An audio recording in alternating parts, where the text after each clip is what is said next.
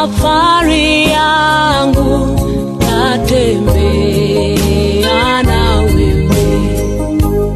Bwana u sehemu yangu, rafiki yangu wewe, katika safari yangu natembea na wewe.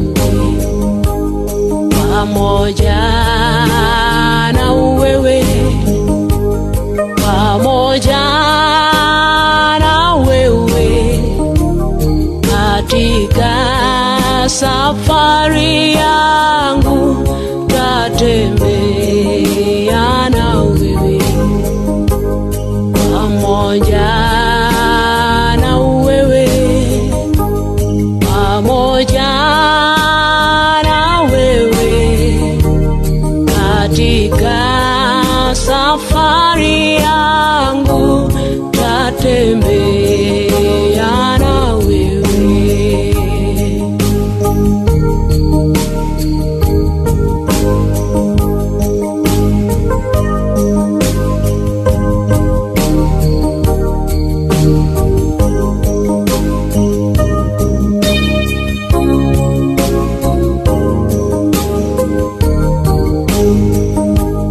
Mali hapa sikutaka ili niheshimiwe, na yani kutema shaka sawa sawa na wewe.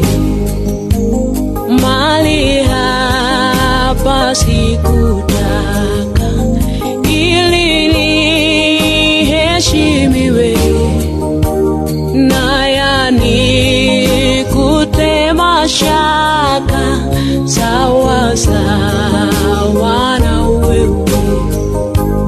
Pamoja na wewe, pamoja na wewe, heri ni kutema shaka sawa sawa na wewe. Pamoja na wewe, pamoja na wewe, heri ni kutema shaka sawa sawa na wewe.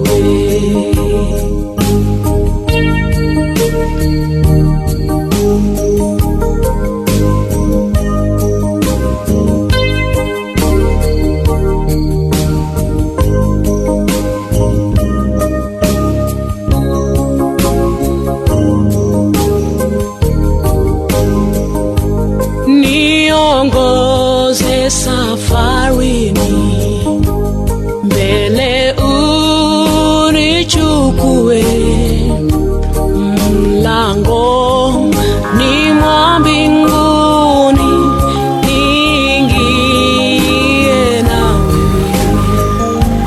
Niongoze safarini, mbele unichukue, mlangoni mwa mbinguni niingie na wewe.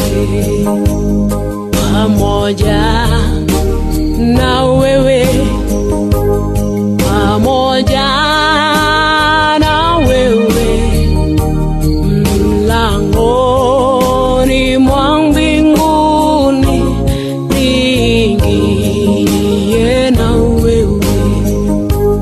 Pamoja na wewe, pamoja na wewe,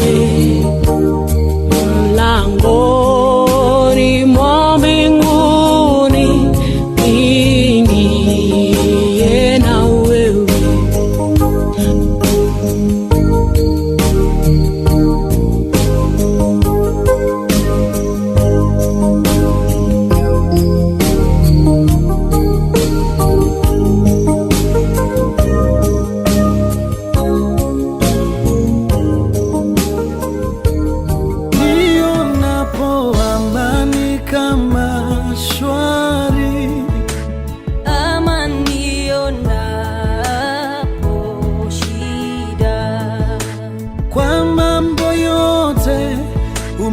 kujulisha Yesu wangu ni salama rohoni mwangu, ni salama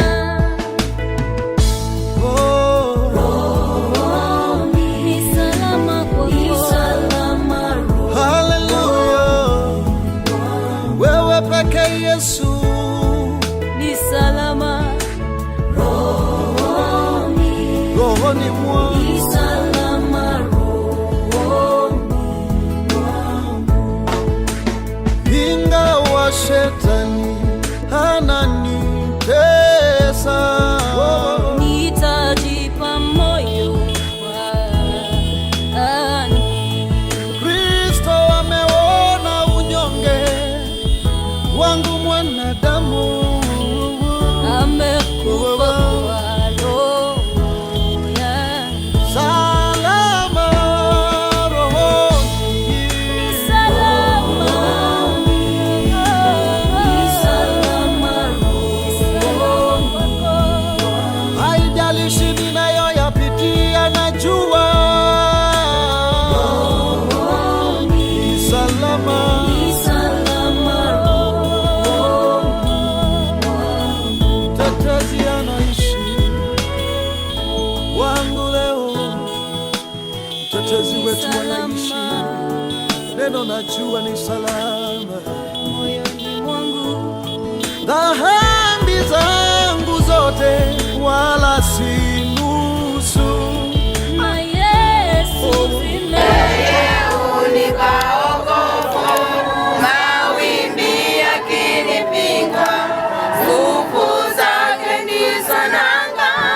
Kwake Yesu nasimama, ndiye mwamba ni salama, ndiye mwamba ni salama, ndiye mwamba ni salama. Njia yangu iwe ndefu, yeye hunipa wokovu. Mawimbi yakinipinga, nguvu zake ndizo nanga.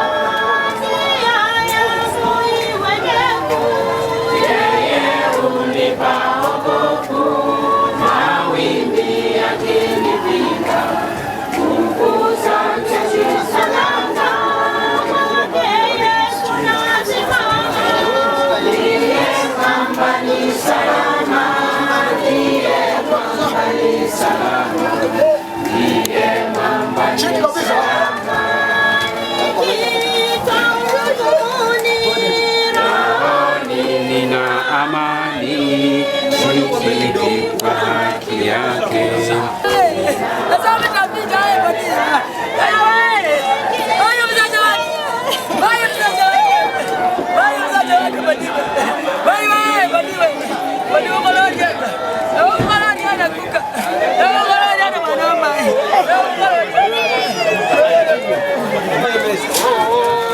ndiye mwamba ni salama, ndiye mwamba ni salama, ndiye mwamba ni salama. Yeye hunipa wokovu, mawimbi yakinipinga, nguvu zake ni salama. Inaangalia kwa Mungu. Inaangalia kwa Mungu.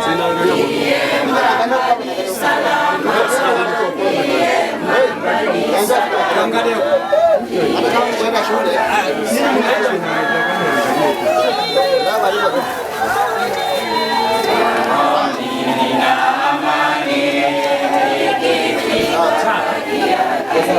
Kipindi nikikabidhi mikononi mwako, naomba ya kwamba ukahusike katika usemi, ukahusike katika matanga haya, wacha ukashushe hekima katika kila mmoja ambaye atanena mahali hapa, wacha ukashushe faraja zako, kwa sababu ni wewe tu ndiyo unaweza. Na najua Bwana, wakati ambapo tunakuhitaji, najua kwamba unashuka na kutenda. Jamii kwa ujumla na ikabidhi mikononi mwako, shusha faraja zako juu ya maisha yao. Ukoo kwa ujumla tunawile tunaileta mikononi mwako. Shusha faraja zako kwa ajili yao. Kijiji kwa ujumla tunakuita ya kwamba ukashusha faraja zako. Wacha Mungu wangu tukakuone ya kwamba wewe ni Bwana. Asante ni kwa sana John naenda kutenda. Asante ni kwa ajili hata neno ambalo naenda kuja mbele zetu. Wacha ukainua ukapewe sifa kwa sababu wewe ni Bwana. Na ni katika jina la Yesu ninaomba na kuamini. Bwana asifiwe. Amen. Nataka nimkaribishe mwenyekiti wa ukoo mahali alipo akazungumze kitu kabla ya tupate himizo kwa ufupi, kisha tukaweze kuachilia upendo wetu wapendwa wakaweze kumwangalia. Mwenyekiti wa ukoo mahali alipo, naomba ya kwamba akaharakishe afike mahali hapa. Haleluya. Amen. Kabla pengine sichanena lolote, ningependa kushukuru kila mmoja wenu ambaye ameweza kuacha shughuli zake na kuona ya kwamba mashishi haya yamekuwa ya maana katika upande wa kwako. Hapo ninasema wacha Mungu aweze kuwabariki kwa pamoja nasi katika nafasi hii, kwa sababu Mungu alipanga siku hii ifanane jinsi vile ilivyo. Na zaidi ya yote, mimi si yule chairman labda wa ukoo, mimi nikiwa ndukuye Boni na chairman ambaye anahusika kwa ukoo ya Boni. Boni huyu vile amelala hivi, mwenyekiti ya ukoo wake ni bakoki yake. Kwa hivyo yeye hawezi kuzungumza hapa. Kwa hivyo niko nazungumza kwa behalf of that elder, na ninajua kwamba Mungu mwenyewe ana makusudi katika maisha ya kila mmoja jinsi vile tulivyo hivi.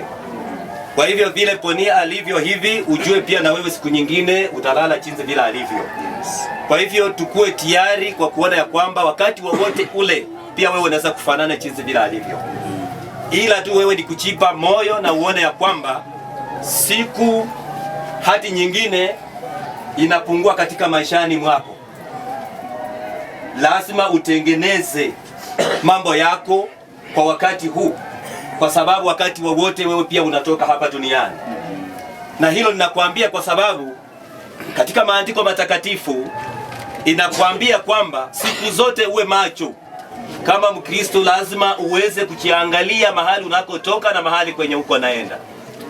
Hivi majuzi tumekuwa kwa Krismasi, tumeanza mwaka mpya, vile tunavyoendelea na vile tunavyofanana kwa hali ambazo zinatupata njiani.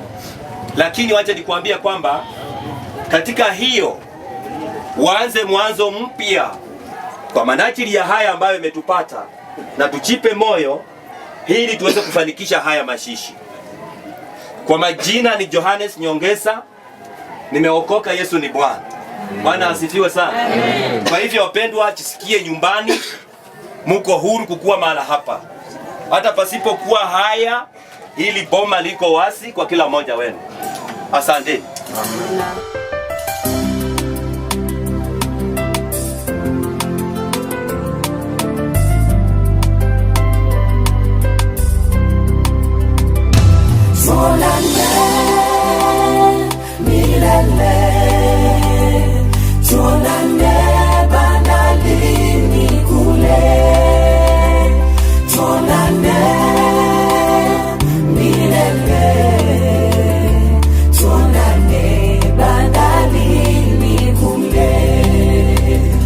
Maamuzi ya Mungu ni magumu kupokea, hili nalo ni gumu japo tumelipokea.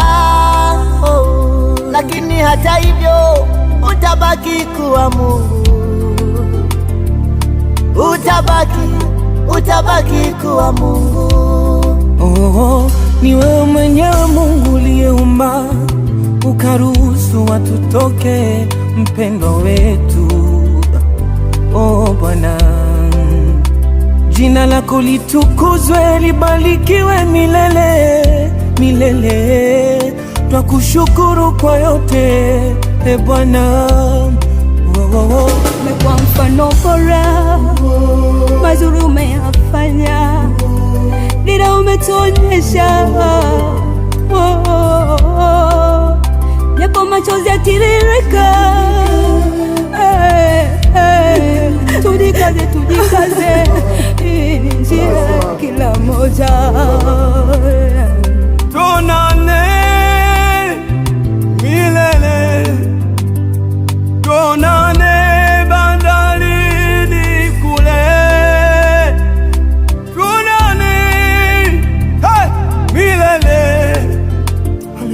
tuonane bandarini kule. Tuonane, tuonane, tuonane bandarini kule.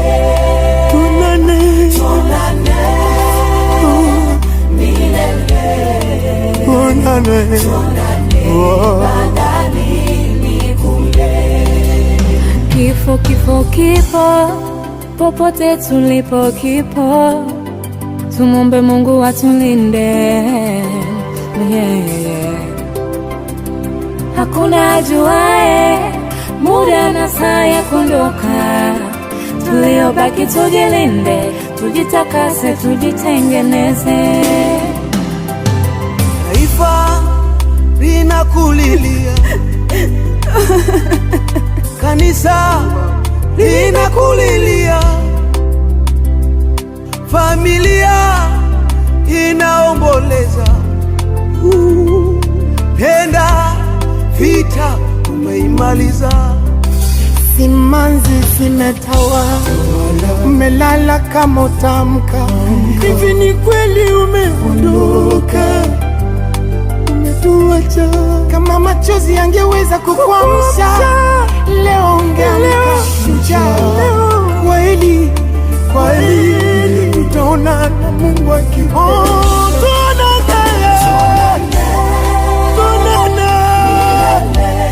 Yerusalemu ya Baba, tuonane nyumbani milele. Tuonane bandarini kule. Tuonane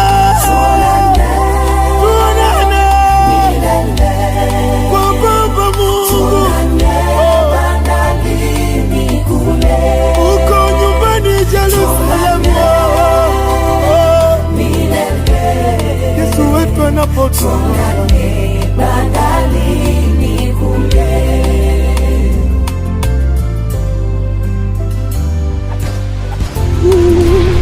Penda vita umeimaliza, simanzi zimetawa, umelala kama utamka. Hivi ni kweli umeondoka, umetuacha. Kama machozi yangeweza kukuamsha, leo ungeamka shujaa. Kweli, kweli tutaona na Mungu akiona.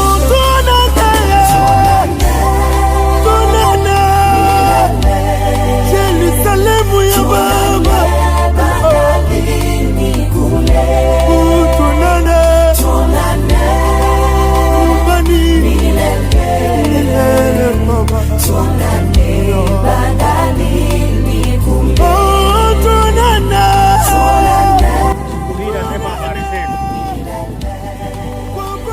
Mimi hapa sina mambo mingi, kwa sababu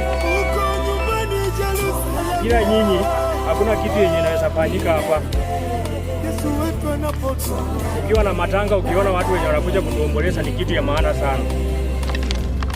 Boni ametuacha na familia na ni watoto wadogo. Kitu yenye tunaomba tu kwa hii boma, tunataka amani, ili watu wakikuja kwa hii boma wasiangalie ni kama Boni alikufa, especially wamama wenye wamewachwa hapa na watoto. Si tu kitu tunaomba tu ni amani, washirikiane, walinde watoto. Jambo la pili, Boni amekufa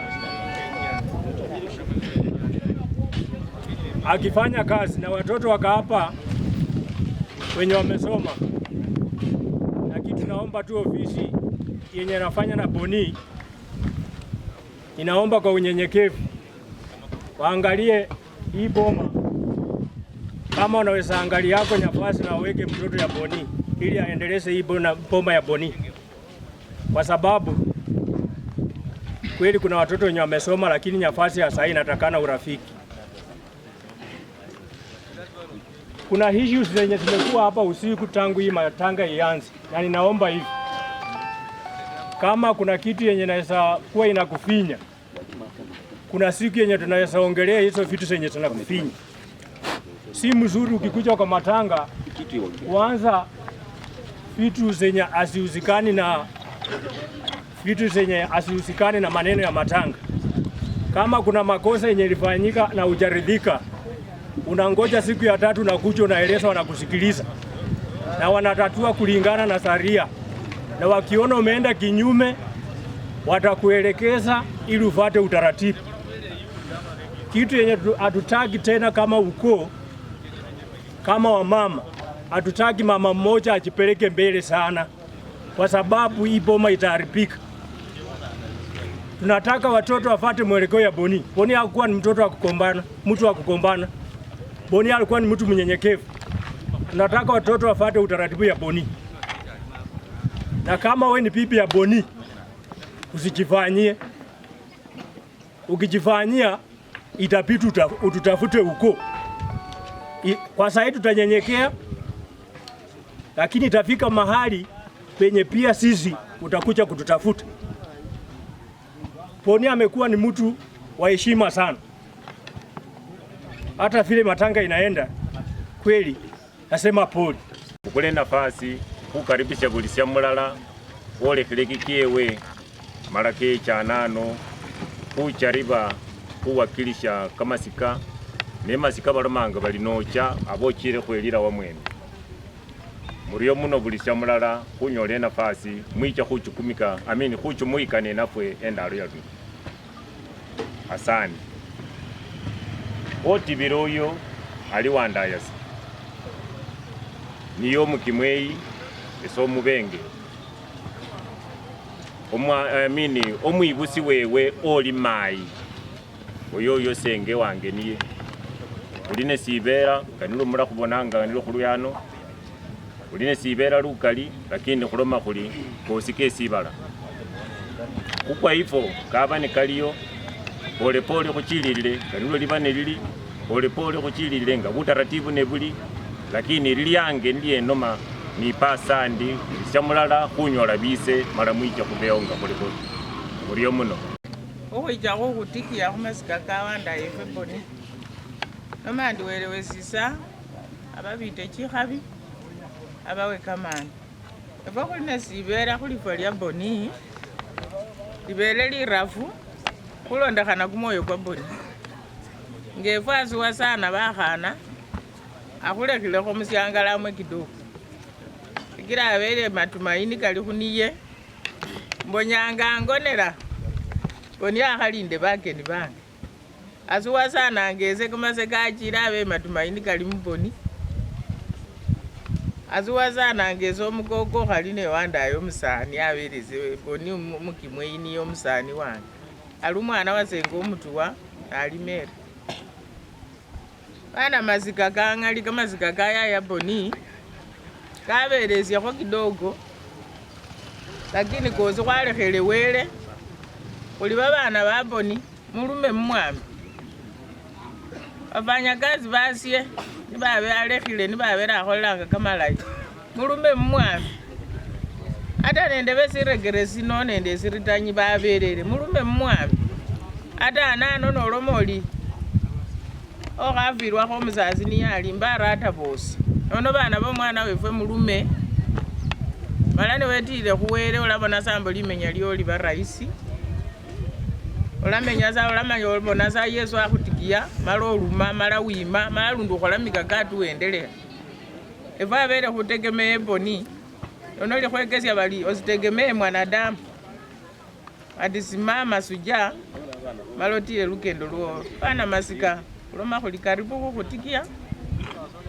ata wakhalomasa walomasi bali kamabele nekachichukheso oyola ta ese Boni ali umwana wasenga omutuwa nese ndi abele umwana wakhochawe omukhulu amandi karibu welewesisa aba wechikhabi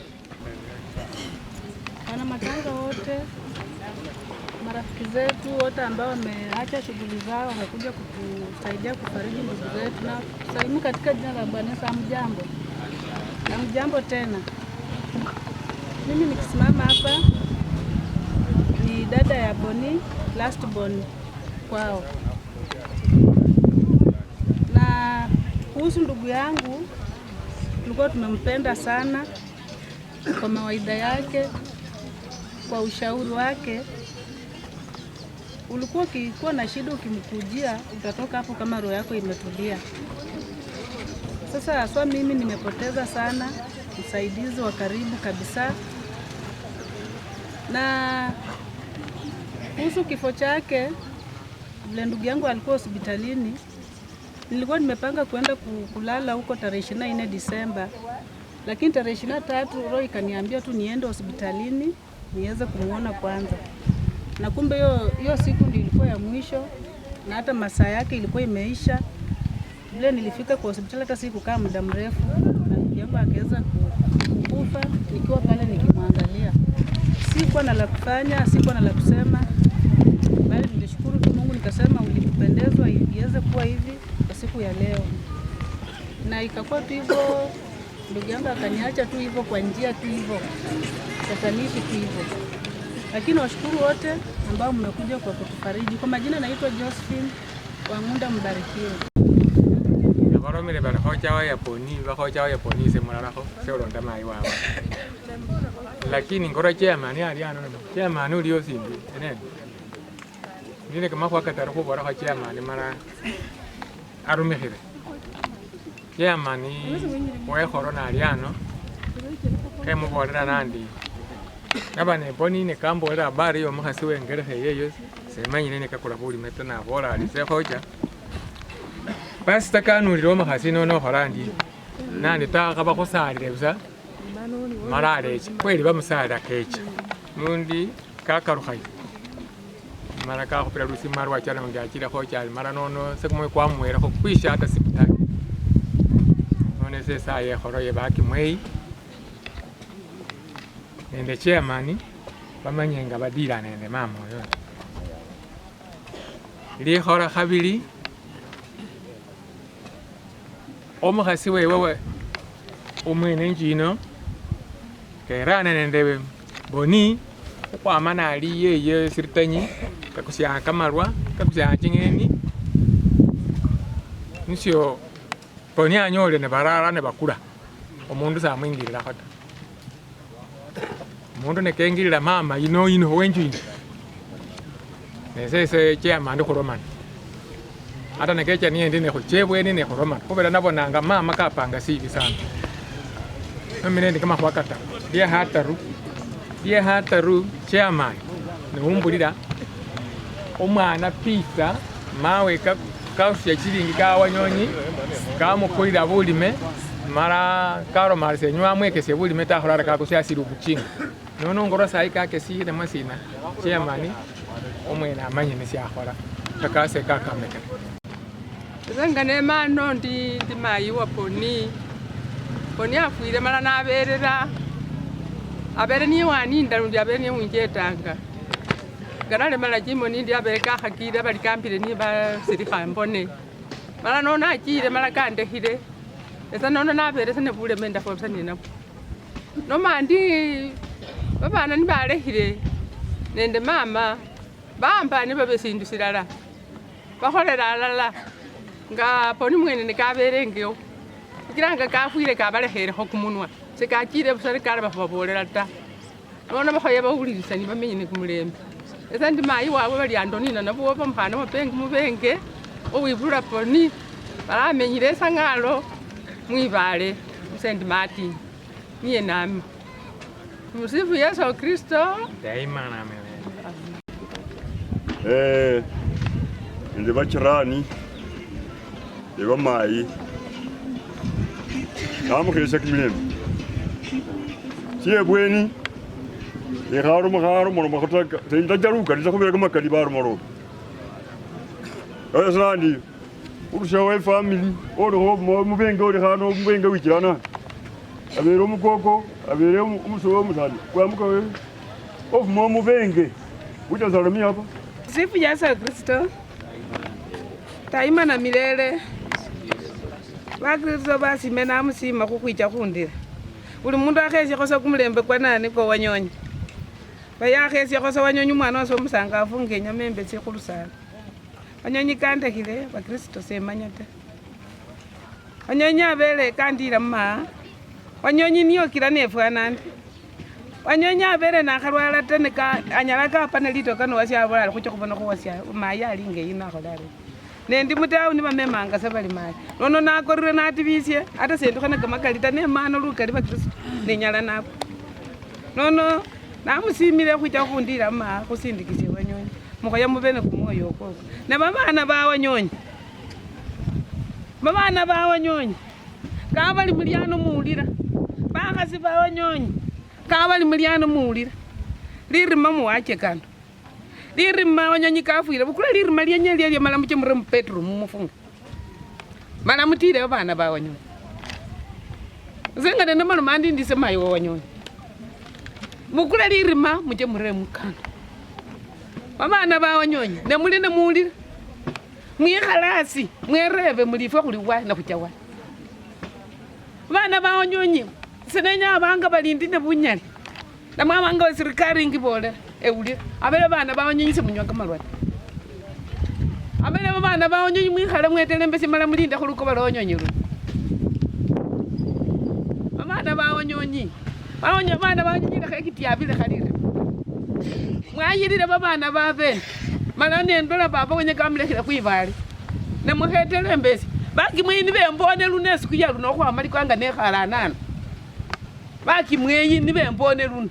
Mwalonda mukimwe yuli mukimwe yana mbongoza. Ngebo kundi aneche. Lakini wabera analikuwa paka sayi. Sembara ndi sana amenga vera nyala kambongoza. Sembara ta. Sembara hata natitita.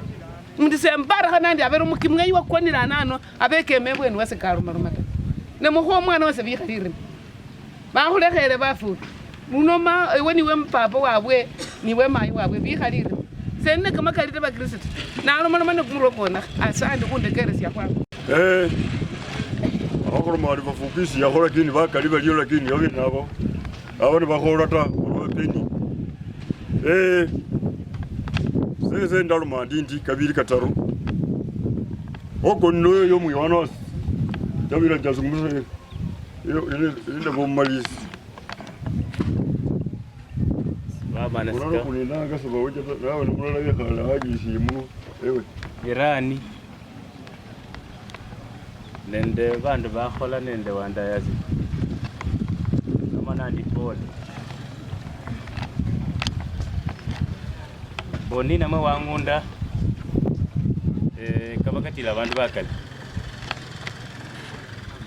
Na saa hizi no kale kile sibanga sile sikali sana. Uise niye nyala nasaba. Ndachakila nende bandu bakhola nende boni.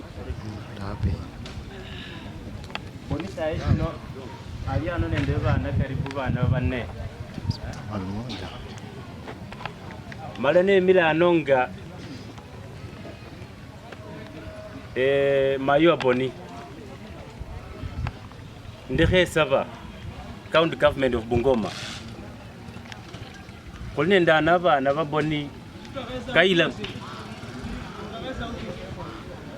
Ndasabanga nandi yoma kidogo.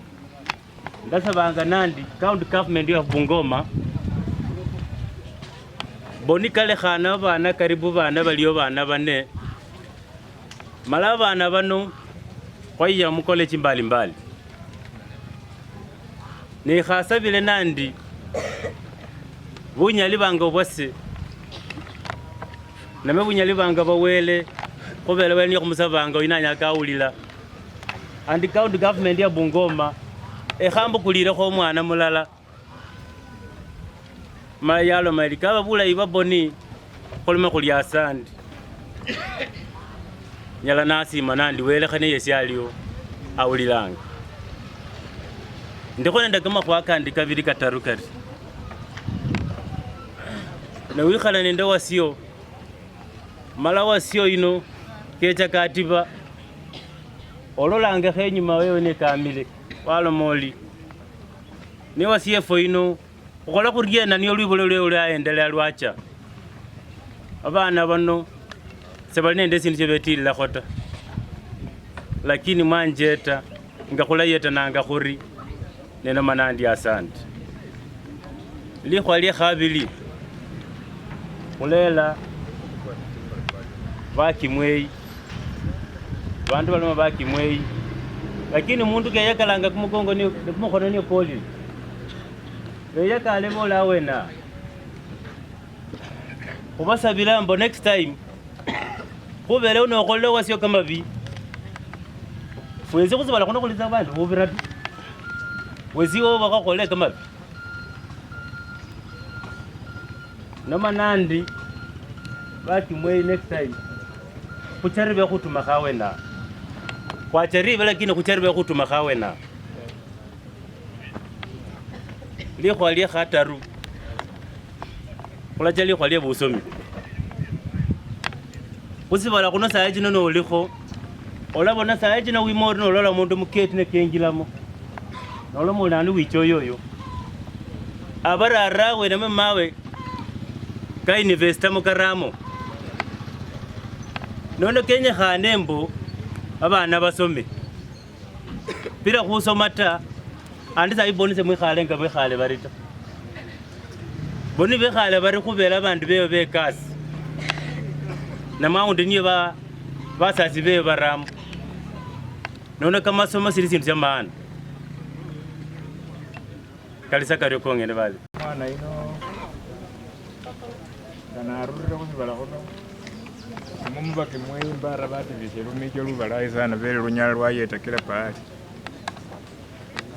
engo wefwe ibele buti nebukwile niyo nywanga natima nekola esipokuwa asala kumwaka sina sita mala nisoba omulesi wewe hata khoba naye basinde fwese khubela mawe najalili abese umwana omutoto sana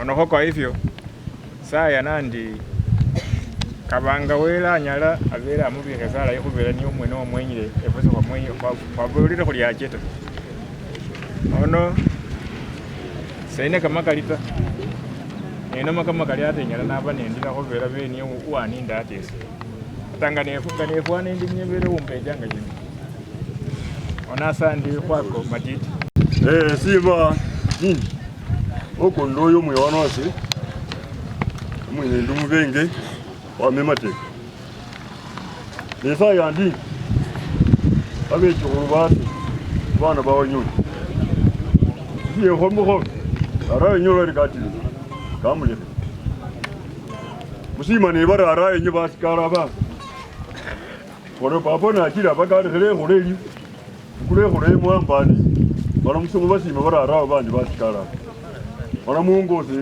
uko barora araye nyo pili bakhana basi bara bamanyile kindi bara sembonyile ta kindi ndamanya patai mwambani mutiri ruko baru sembaro nyi gatibile bara kare khele bakhana basi mukumuna abata zenge mbona aba kare khele bakhana basi bataru ruko baru yesima bakimweyi ora abundu muchage khuingilamo khujukia abantu bono bosi barekhele ambana nabenile family yonyeni baruse be batora bafu ulamwambane kwesindu silala ili abe wana basi be mungu muno subira bakimweyi kugoze keje katiba mukwasi katiba lakini bakimweyi bali sikorro sibamanyire ko bali uyakhejanga khuli khuri sibamanyire ko mukwasi ali yawo pili abe wana basi kalanga ngene mukorati gorwa wereli voice si borangata mwi wana ozinga mukorati ajui samanyo ba hoja ata bele wana base bako samanyo ba hoja barwaide ogo nina bele niyo kumanyile efwe kwa hoja ata ibuko meya niyo manyala hoja usina beki paka gakwilenge yeye mateke niyo timake jata keja kasi khila ma kaya bengali paka lazima bele mure subila abana bawanda yonyonyi manya khebula manya bali bakhochawo bali bakabana sikorro jitati bala bekirani ikurugo bakuninjala bala manya bali womanyi bakhochawo bameze mateke ma rusa 12 mala bekana bala kuninjala bamukwasi baliyo abe wana basi baliyo abe chikuru basi banyonyi baliyo ata nimbara ata chikuru banyata balasa bamanyire ubele se beitangire motegeyo oni ju ono kola sa kino tambua mmanyi baliko bakoita wanyonyi baliyo uziyo sine sikwile ife kuliana no kuita kumusole nyinyi ite yara ata nimbara ata bana bana ata nimbara ata ne khoro yose basi bamba no ne khoro bara baki mwiti sikira ni ndoma ndio siyo balase mbora sai pete ndo moro muru umu yonos sanyo se mbora tu kama rega mbagera ko subira uri lo mu yonos oli watu maota dine sibera sigali ko tibyo mu yonos umanyire wa manyenda pore bana masika bagera ko wira umbite jira kwaswange Boniface Wanyonyi namukesina ndumulembe mulembe lundi sende kamukani kenya namba kumukwasita mukwasika bo mukosi mukwasi kwa menga na bemukokwazo khakha ndani na khota yani ngakwakana ngamukwasi betyanga sa chinja ko chongene ine sindu kenge kunyola mukwasi bana nganje nyola mukwasi wanga ali mwali lakini mukwasi sima na mukwasi kafikiri na ali strong mukwasi ba musingile khota kesingile ngomwe paka lifa liyewe yani nje ndimo ko kumulasinga asekana mumusingeta mama kwazo mulali bo leje mungu kumuntu bananga nacho mungu mane mukwasi wiki ni ali ngati mukwasi wiki ali stop and kemene mukwasi wange mungu nacho singa wolangana no wiki mukwasi wela ko chika senene kana makoma kalita bana mukwasi mwamba no muko kwange mukolela ala kweche muno angalia no sinyana makoma kalita asante mungu munese bule bebukaliusa mala maremu arumusale ndukumenyire mungira bere ntai arumusalo khwalo lelele kuli busangane banjire kuloma balumulayi omulayi bubeka lulundi ali mukhwasi umukhana oli munju muno mala bele bamenyire sabulayi kano kongene kabaka bukhasi nendalo manani pole lila londako makwani kasiri yokene khulome mbe nabi bandu bastafu bamulamwa aya nacha kubana bamulamwa asandi kumilimo nike mwakholele mungomu lukali sana asima bajirani na lundi lukali nasima mulamwa wiki abelemba ho mu hospital niyo chamala watamba mulamwa yoyo ta none sese ngalusira efumengali umulamwa yoyo aendele aryo muchirundi akholele ko kundi ngene ka kholele mulamwa yoyo na lukali lundi naayira rambi kumwana wa mayi no sima kabakali weleka huwa kumukabu kwa khulela lela samwana wefu khalwilira ta nafukilira kama baleka hupa oumia chinyama cha kumubili lakini kumoyo kube kumulamu olele yabana na mulamwe kakulekela bona wanena na basili bato bona walelile nende babechu khusaba nandi okhalwilira tawe yolana khulela olele babechu khulu olele nende lundi bimila nende bali binana semanyile ta lakini khusaba nandi lundi mulamwa okhalelanga babana bamulamwa bano khubela bali mulamwa aliyota sayibona mulamwa kakonile babana bano balala sabali khonende nibalola mala chimo ni chetila ta abachitila buse wewe niwe mayi mala lundi niwe papa mala lundi ni wotongileo sabali khonende nju namwe bali umwana alecho mwisakulewe enda huko sijui enda wapi hakuna wewe ndio mama sai wewe ndio papa na ushika hao watoto vile ulikuwa mmewashika kama bamulamwa wako usikuwe tena na balichinja na mwana keje ni ali mai sindu fulani khane sene na sita olijana rarana mchorebe mwana mai rushe mkumoyo na kama ni malipo utalipa kutoka kwa Mungu usitarajie malipo ya mimi mwanadamu na pengine mimi mwanadamu nitakupea malipo na hiyo malipo utakula hapo na hapo na iishe lakini malipo ya Mungu tuna yani tuna malipo ya Mungu ainanga mwisho ama ainanga mwanzo akokongene kumwana wa mai ukenyala nabo nakusaba baba amina mwezi sikhaze namle baruma bali ango nekera heru. Kwa saizi mengi yamesemwa, wamesikia. Hasa mimi nashughulikia wangu hivi. Sai ujue umepaki peke yako.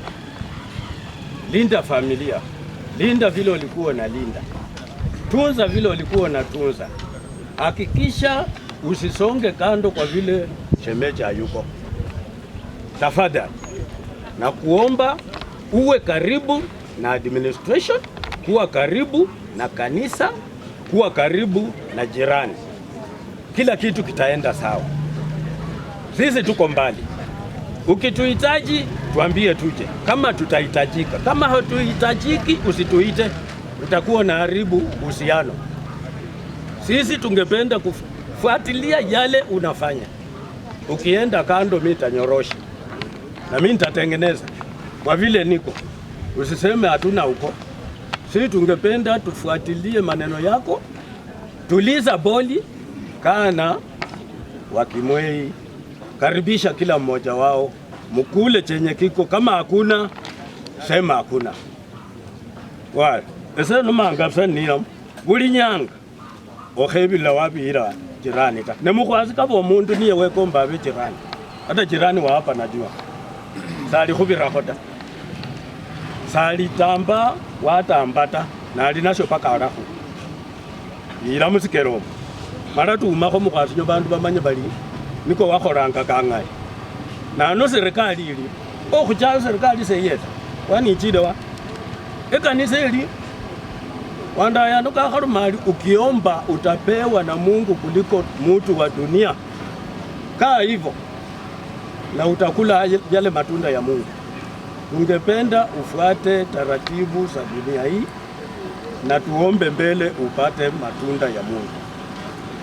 Omuchemwinda embiye busabula yali okhakholorio wekhihata nesomana ino wakholi nekhali menyile naye kimyaka mindalimbo kachenja itakuwa shida. Na tungependa alainike, alinde ili boma, alinde watoto. Tukirudi hapa tuone uko unaendelea vizuri. Samwene bali walumu wa Korinjo. Asantiko. The only thing is that we have to be very few to chase time. Wasi alumundu mungwana. Malanga kabo mungwana, we need to conduct his service in the most honorable way. So, efwe kupasa pole, nekuloma huli, the family baki mwe is the most recognized clan, yenye haneumbe family ya muhuasi alala. When you get the partners, they follow under your feet and must strictly follow the leadership of that clan. Any misfit in forms of conduct has to be dealt with according to the rules and regulations of every clan. If the clan fails to conduct a particular individual, then administration is there to make such corrections. We are not here to correct the Bakimwei the way I know them. They are most recognized and most organized. However, we cannot miss one or so. In this case, esese bananga bali godu ni wasiko muabwana wanda ya muhaboni omutiti we habus, though she is not featuring, but in this forum we've been so low because of the respect of our in-law. We cannot shout, we can't cause commotions or chaos. We respect the leadership of Bakimwei under this organization in this home. Bakimwei nende bageni babandi bamile kimbeka mbali mbali nende basale bakhongo be county mukwasya kholangane nabo bakhesha bosi ndi mulembe mwishina lya Yesu.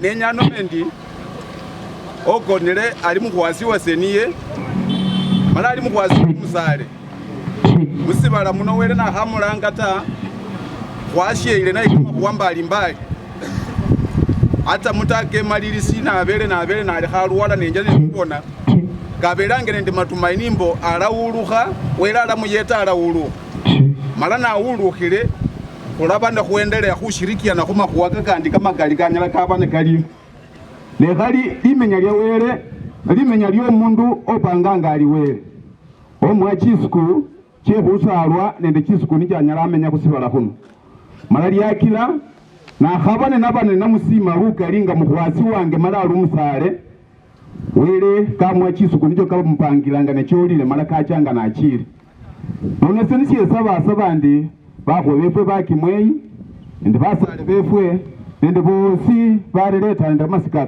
kamukhwasi khakushirikiane halala khulyosi mala khukubaliye khuli wela abumbanga omundu mala kamwa chisuku chewe senenyanome kamagalita esese kamasina kase bananga bali Crispus Masibo ndi chamani wekholoyo bawo bwala wandaye yomukhana oli khabusu yoyo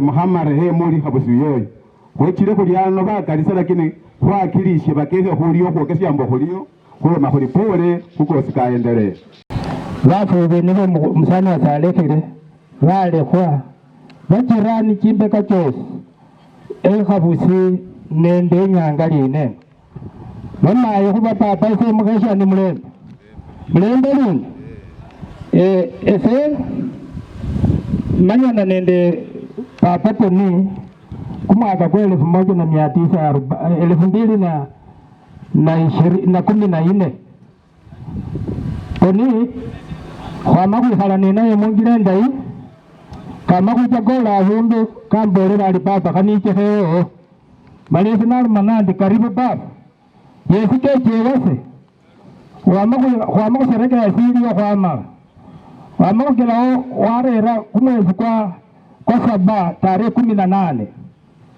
2020 kambolela papa nawokho wichekhewase nama khwichawo Toni kanja kanira ama khuba omundu omulayi Toni abe ali musani wase omulayi ese nemunyolanga ambolelanga ali kumwaka kwa 2027 omundu uli khunani aba wacha aba Toni wengira khukasi nenese abele ndirajiya khuba oyima chikura cha Toni ewase yeyo nono Toni wamwatile isese aba bakimweyi nemanandi khakhuwambane nga abele Toni nekakhuwambasha ibonze khuneliye khuwanonda omundu lyosi tawe khumagali ako ese khumasina bananga ba Bernard Sidati omwana wamatayi mufoto omwawala.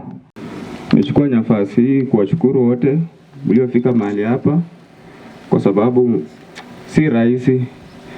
Tumeongea mambo mingi, tumelia, tumehuzunika kwa kupoteza baba yetu mpendwa, lakini kuja kwenu kumetupea nguvu na naomba muendelee kuwa pamoja na sisi.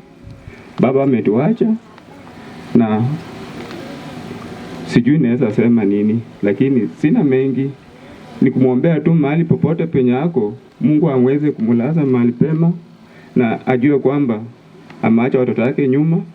Na sisi ninaomba ndugu zangu tuweze kufanyia kipamoja. Hili boma letu limekuwa boma kubwa na najua tukiweza kuweka vichwa zetu pamoja maisha yetu yataendelea kama vile baba yetu alikuwa. Naonemba saba bamai manye muli papa kama kakhulekhile mala nyenye muli simbinge basasi befwe nono khurara kimilwe kyefwe khurara chinganakani maluko ono lwimenga be papa kemisi, lakini buli mundu kamali akekholela kekewe abaluko banakhalucha khufa. Bajirani nabasimye lukali sana mwemele nenafwe ndi mbasona ndi mukhakhulekha tawe ndi bisira nini shukurani ngali sana ustafu ya papa mwakhaba nenafwe karibu malapile nywenye ngali andi semanya tawe, lakini ndomana ndiwele aba yusile kamani mwendele khuba muryo. Asante sana kanisa ofisi nende bana masika bose mwichile khumbulesa ninafwe bukula wakati none ndomana ndi asante khulekhela Kenya kucha khukhulisya papa wefe musimu okhulekhele elisina lyase bafranzela nanga Bwana asifiwe. Asifiwe tena. Mimi ningependa kuwashukuru nyote kwa kuacha shughuli zenu na kuja kuomboleza pamoja nasi, kumwomboleza Baba Boniface ambaye ndiye baba yetu. Mimi pia ningependa kuwashukuru staff wa baba, mmekuwa karibu nasi sana. Hakika mmeweza kujaribu mahali pakubwa sana, ndiposa hii matanga ikakuwa vile ilivyo. Mmetutoa aibu na muendelee kuwa na moyo huo huo. Lingine ningependa kusema kuwa baba hakuwa mtu wa maneno mengi. Baba alikuwa mwepesi, chochote kikitokea alikuwa mwepesi sana. Lakini nimeona challenge kidogo kwa hii matanga yake, kumekuwa na changamoto mingi kidogo. Kumekuwa na mvutano, hakuna maelewano. Ukoo, tafadhali wacha tuongee kitu na kufanya vitendo, si kuongea tu kwa mdomo. Alafu la tatu, ningependa kuomba staff ya baba. Baba amekuwa mfanyikazi wenu kuanzia hiyo mwaka ambao alianza kazi mpaka saa hii kifo chake, amekufa akiwa kazini. Naangalia amewacha watoto wadogo hapa. Mama ndo huyo hapa ana kazi. Sisi wenyewe pia hatuna kazi. Na watoto inafaa waendelee kusoma. Mimi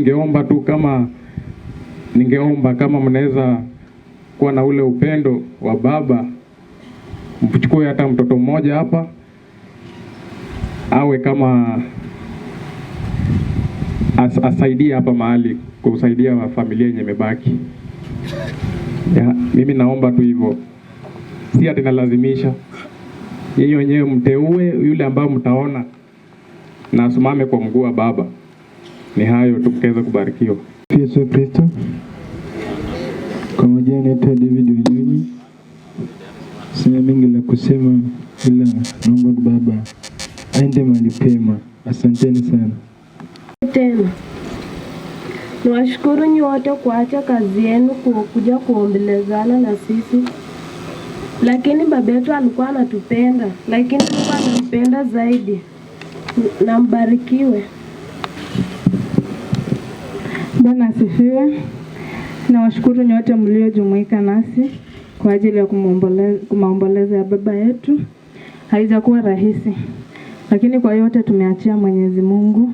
Yeye ndiye ana sababu ya kila jambo. Kwa majina naitwa Gloria Nekesa. Ninaposimama hivi nina uchungu sana, maana upendo ule ambao baba alikuwa amenipa sijui nitautoa wapi. Niko na uchungu sana sana sana. Kidonda ambacho ameniachia, yule atakayetibu kidonda hiki ndo sielewi. Zaidi ya yote ningependa kumshukuru kazi ni ya babangu, Baba Wycliffe. Ninakushukuru sana. Mahali ulipo, acha Mungu azidi kukubariki. Kwa kweli umeanguka na kuamka na baba yangu mpaka akafika mahali amefika. Isingelikuwa wewe, sijui tungefanya aje. Lakini wacha tu Mungu azidi kukubariki, na kila ningeomba jinsi ulivyoshikilia baba yangu mkono, ninaomba tu nasi familia utushikilie mkono. Mimi ukiniacha, mimi hata sijui nitamaliza aje. Ninakuomba tu ule upendo ambao ulikuwa nayo kwa baba irejeshe kwa sisi watoto, na uhakikishe ya kwamba tuko salama. Tumekuangalia wewe, macho yetu imekutazamia wewe, hatuna mwingine. Tumekuangalia, simama na sisi, usituachilie. Mama, nakurudishia shukrani. Umeng'ang'ana. Ulijaribu zaidi uwezavyo baba apone, lakini Mungu naye alikuwa amempenda zaidi. Ninakurudishia shukrani nikisema ni asante, maana sisi watoto hatungeweza kumlaza baba, lakini wewe uling'ang'ana na yeye na ukaweza kusimama na yeye mpaka dakika ya mwisho. Ubarikiwe sana na uendelee kuwa na moyo huo, na jinsi ulivyosimama na baba akiwa mgonjwa, ninaomba kazidi kusimama na sisi familia pia. Usituache tukasimama peke yetu, kwa sababu sisi peke yetu hatuwezi. Tunahitaji mule ambaye atakaye tushika mkono ndipo tuweze kusonga. Tushikilie mkono mama, tunakutazamia wewe. Saizi tunakuangalia wewe ndio baba, tunakuangalia wewe ndio mama. Ukilegea hata sisi watoto tutalegea, lakini ukikaa ngumu hata sisi tutakaa ngumu. Ubarikiwe sana. Na kwa baba yangu, hakika baba, yale ambaye ametenda katika maisha yangu ni Mungu ambaye anajua. Baba amesimama na mimi tangia utoto mpaka niliposimama jinsi nimesimama hivi. Ninapong'ara na kusimama jinsi nilivyo ni baba. Ameanguka na kuamuka na mimi tangu mama alipotuacha 2002 nikiwa miaka 5. Na akatusimamisha hivi. Haijakuwa jambo rahisi. Anapolala mahali pale, sikutarajia kwamba baba ataniacha hivi sasa. Nilipomaliza tu harusi yangu, miezi 3 haijaisha, ndio baba ameniacha. Nilikuwa nalia nikisema baba hata angengoja nimalize mwaka mmoja. Lakini ya Mungu ni ya Mungu tu. Wacha Mungu azidi kumbariki popote alipo.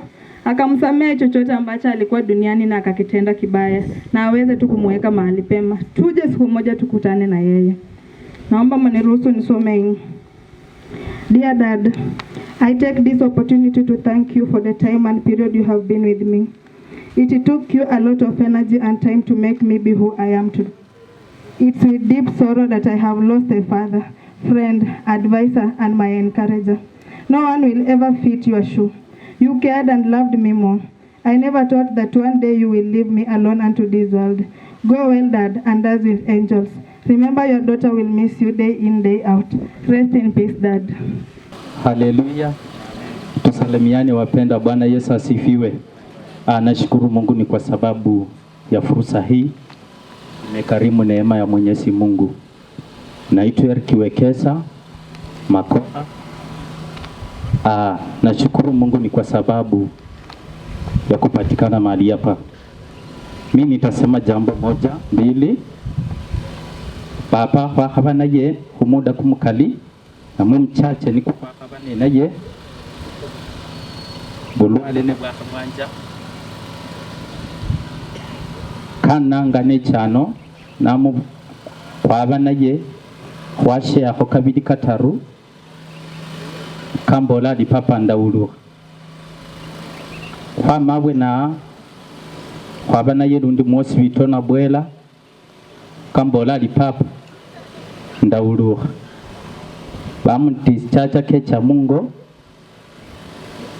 Baada ya wiki papa bwahaya abese banangane cyano nabukula papa saa 2 asubuhi kwachana ye mosi bitebu ngoma ngahola yo bamuyirasa straight oxygen na papa bereka kusima nesesi na musima abekengira munyafasi ya papa wange weleka mbukula kusiri kwa batiti buri burafu lakini wela amanyire kama andike kandi ikanitia moyo.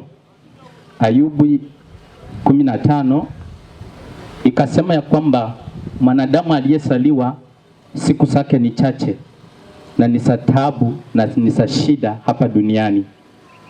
Manyire nandi papa kakewe kamalire nefwese kakwihale bureke kubere ndalo yefwe siyamanyakane tawe khasaba nandi khakhoikise mwami khwenje mwami khubera niye omanyire siri yelimenya lyefwe mbola nandi pole khubukula muda kumkali welewe sisabe nanyu mwami afumelundi sakulaba iraka makalita abana nibo basakhulu ba mulamo wefwe nga nemulile wakhalomo yaba nisyo sinyanyesye mungu muno nise nise ofungule enda yabwe aboyo niyo musoleli wefwe namba 2 sakhoneka makalita wele ababoye kumusipi abatile kamuma niyombo munyole kamani kelukendo luno asandi wele ababite chikhabiko Bukanda mukekende mulembe lundi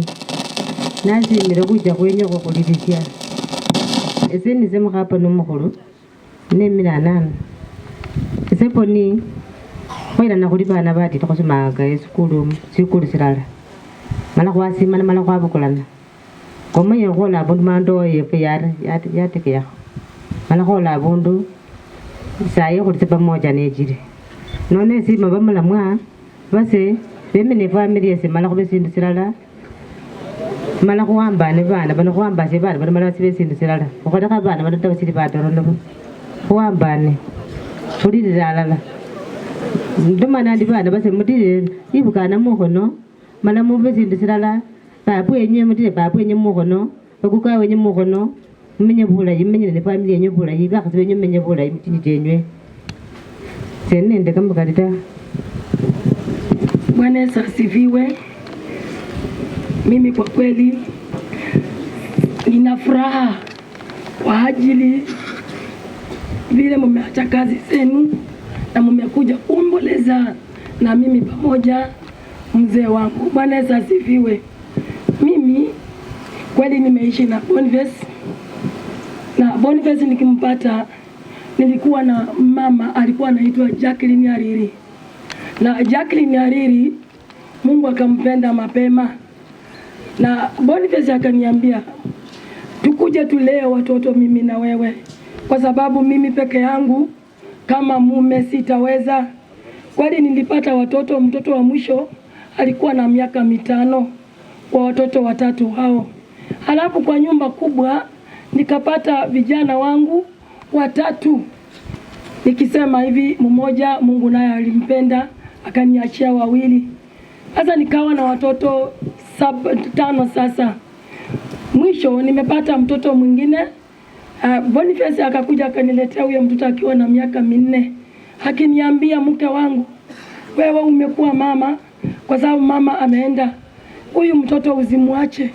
Huyo mtoto kweli sasa hivi ninaishi na yeye kama mtoto wangu, na mama wake hako mahali pengine, lakini nashukuru Mungu kwa sababu mama mwenyewe alikubali aniletee mtoto na niachie. Bwana Yesu asifiwe. Mimi Boniface ameanza mwezi wa 9 akiwa mlekevu. Nikimuulizia mume wangu, mbona unelekea? Akinielezea mke wangu, mimi sijui. Lakini tumeendelea na maisha tangu mwezi wa 9. Mume wangu amefika mahali akashindwa, nikasema hapana, twende hospitali. Akaenda akalazwa na Bwala. Bila lazwa na Bwala tulikaa karibu wiki 1.5. Mume wangu akaambiwa hana ugonjwa wa maziwa. Tukakaa akarudisha afya yake mzuri, tukarudi nyumbani. Kurudi nyumbani, mume wangu ameanza mwezi wa 11 akazidiwa kabisa. Nikasema nifanye nini? Akaniambia bana mama, usilie na usilekee, unipeleke hospitali. Nikachukua mume wangu tukaenda tena na Bwala. Tumekaa na Bwala kwa wiki 2. Akaambiwa atungwe mashindano ya ugonjwa wa maziwa ishe. Akadungwa ikaisha. Nikasema bana daktari, analia kivua, munisaidie munipimie kivua. Akapima kivua, wakaniambia mama, mzee wako ako na TB. Nikasema nifanye nini? Wakasema ataanzisha dawa, atakuja kuwa mzima tu. Tukarudi, akaanza kumeza madawa, akarudisha afya kidogo. Wakasema sasa msikaa hapa hospitali, muende nyumbani. Tukakuja hapa nyumbani kwa masiku 4. Mzee wangu akasijua sana, akashindwa kuongea. Akaniambia mke wangu, sasa penye nimefika ni kama mwisho, na mimi sasa nitakuachia familia. Alikaambia hapana, twende hospitali. Kama hapa nyumbani ndio kubaya, twende hospitali tena. Tukatoka na yeye tukaenda district. Watoto walikuja wakanisaidia, nikasema mnisaidie. Tukaenda district. Kufika district kweli waliniambia mume wangu ana TB, na kwenda scanning ya tumbo wakaniambia mume wangu maini yake imeoza, ni kama aligongwa na kitu. Na kweli nililia na nikasema mume wangu alienda mahali na akaenda vita. Na kweli nilienda kufika hapa kuniambia amepikwa, aliniambia tumevutana tu. Nikasema daktari, ni kama aligongwa, mnisaidie. Wakasema hapana, huyu sasa maini haikuzwi, wacha tumupe tu dawa. Kweli waliendelea kumpa dawa. Baada ya siku 2 mume wangu kweli aliniambia, mke wangu shikilia familia, mimi ninaenda.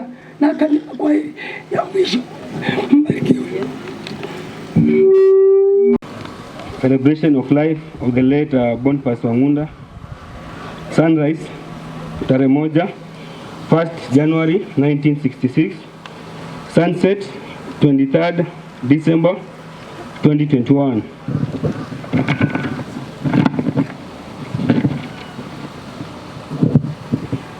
Life history of the late Boniface Wanyonyi Wangunda. Birth.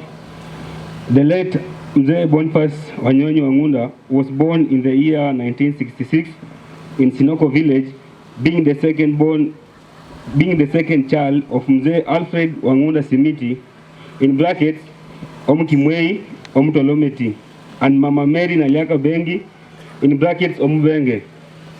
He was a brother to Francis Mkolati, the late Metri Namalwa, the late Isaac Wanjala, Margaret Nafula, the late Jane Nahumicha, Christine Nanjala, Josephine Nafula, na kwa ile nyumba nyanya mdogo ambaye ilikuwa imesaulika kuna Christopher Wangunda, Celestine Wangunda, Irene Wangunda, and Jacinda Wangunda. Circumcision. The late was circumcised in the year 1976, in brackets Omchuma number 3. Baptism. The late was baptized in the year 1966 in Kibabi Catholic Church. Nangalia masomo, education. The late Boniface started his education in Sirtani Primary School in the year 1971 to 1975 and transferred to Nabiswa Primary School, where he completed his primary education in the year 1982. He joined St. Mary's Secondary School, Kitale, in the year 1983. He later transferred to Butere Boys Secondary School, where he completed his O-level education. The late went on and trained in the National Youth Service, that is called in 1984. He later joined driving school and did his driving course. Employment. The late started working as a cash worker in Bungoma Municipal in the year 1995. He was later promoted and worked as an enforcement officer. Due to his hard work, he was again promoted to work as a driver in the fire department. The later has worked in Bungoma Municipal Council road works and infrastructure fire as department till his infrastructure as a department till his demise.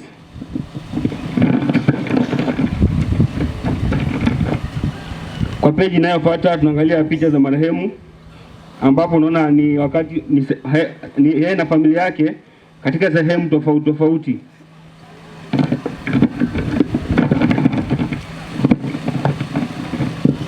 Tunaingilia upande wa ndoa ambayo ni marriage. The late Boniface got to Mama Gladys. The late Boniface got married to Mama Gladys Nafula in the year 1985, and they were blessed with 4 children. He later on got married to then the late Mama Jacqueline Ariri Nasio in the year 1992. They were blessed with 4 children. After the demise of his second wife, he got married to Mama Beatrice Nafula Hisa in the year 2004. The later Boniface Wanyonyi was blessed with a total number of 9 children, namely the late Robert Msima Wanyonyi, Douglas Wanjala Wanyonyi, David Mukasa Wanyonyi, Kevin Wanjala Wanyonyi, the late Delvin Kea Wanyonyi, Gloria Lekesa Wanyonyi, the late Philomena Wanyonyi, David Mulongo Wanyonyi, and Sylvia Wanyonyi. Tuangalia kwa magonjwa, sickness. The late Boniface was born a healthy child in the year 1966 until the year 2020 when he started complaining of his body pains. He was taken to Bungoma District Hospital for treatment, and he was confirmed that he had allergy and was treated and recovered. In the year 2021, he started complaining of chest pains and stomach. He was taken to Nabala Hospital and it was discovered that he had brucella. He was put under treatment for a week receiving daily injection, and he showed some improvement within 2 weeks. After 2 weeks, he started complaining over the same problem again. He was taken back to the hospital. He was admitted for 3 weeks. Chest X-ray was done, and the results showed of TB, which had eaten up his lungs. He was put under TB treatment, showed some improvement, and discharged. After discharge, it took him 1 week. The sickness persisted and was taken to Bungoma District Hospital on 20th December 2021. He was admitted and the stomach scan was done and discovered that he had liver failure. While undergoing treatment, he was unable to breathe. Put on oxygen where he stayed on in for 4 days, but there was no improvement. As he was on treatment, the late Mzee Boniface succumbed to death on December 23rd, 2021. The late has died at the age of 56, leaving behind a total number of 15 children, 9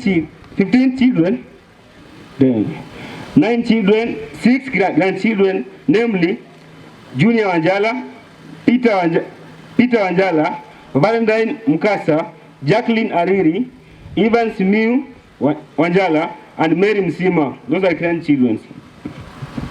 Now I want to go to tributes from Gloria, his daughter. It says, "Dear Dad, I take this opportunity to thank for the time and period you have been with me. It took me a lot of energy and time to make me who I am today. It's with deep sorrow that I have lost a father, friend, advisor, and my encourager. No one will ever fit in my shoes. You cared and loved me more. I never thought that one day you will leave me alone unto this world. Go well, Dad. Dance with the angels. Remember your daughter will miss you day in, day out. Rest in peace, Dad. Gloria, daughter."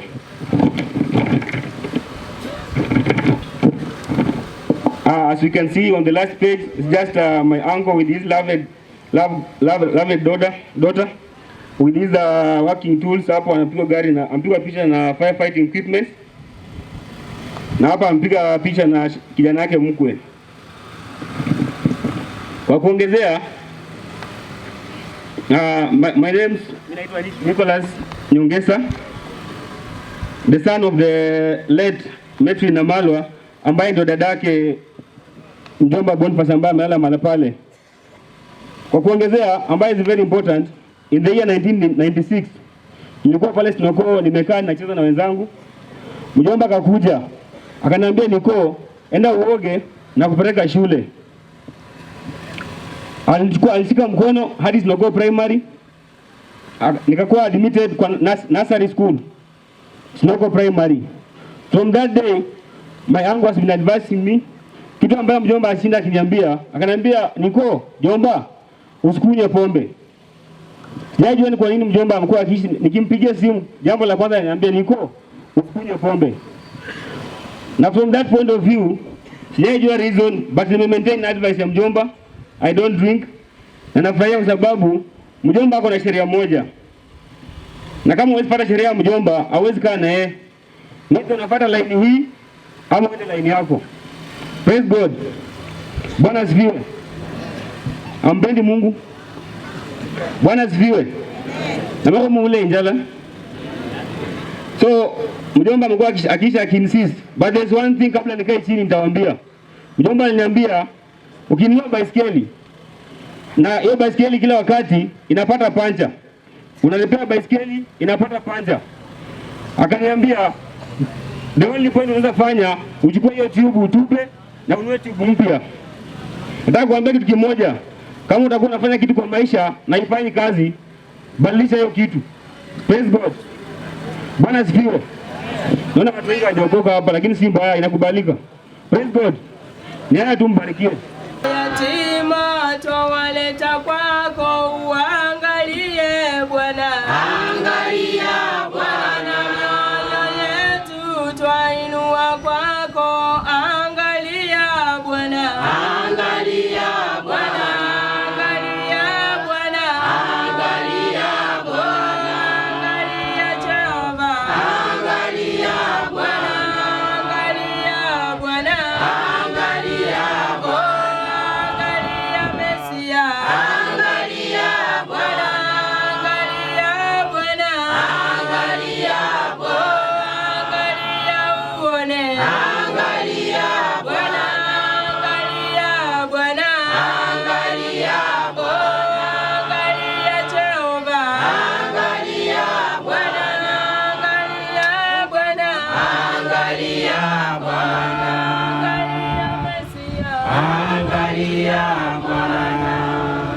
alipo, wacha tukamwambie Mungu asante kwa ajili ya siku ya leo.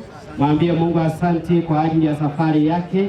Mwambie Mungu asante kwa ajili ya kufanya hii siku ikawa jinsi ilivyo. Si kwa nguvu zetu, bali ni kwa mapenzi yake yeye Mwenyezi Mungu, ndiposa tukawa jinsi tulivyo. Hatuna lolote ambalo tunaweza tukasema, bali ni kumwambia tu asante.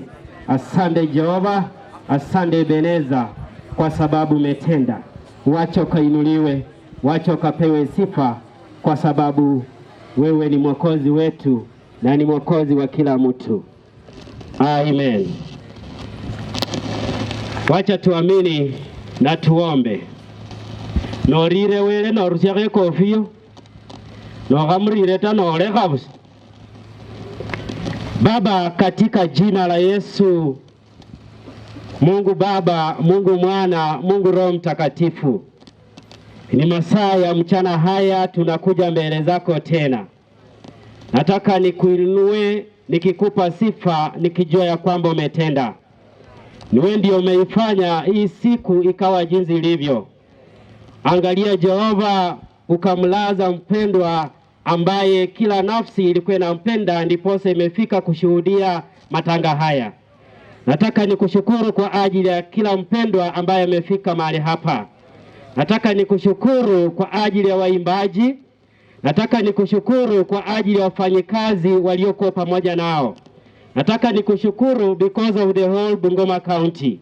Na najua ya kwamba Bwana, kupitia mpendwa ambaye amelala, jambo litakalo neno mchana wa leo linaenda kufariji au linaenda kushusha faraja kwa kila mmoja.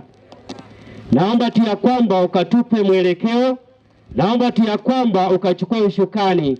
Naomba tu ya kwamba ukatume Roho wako Mtakatifu ili ya kwamba akaweze kuandamana pamoja nasi.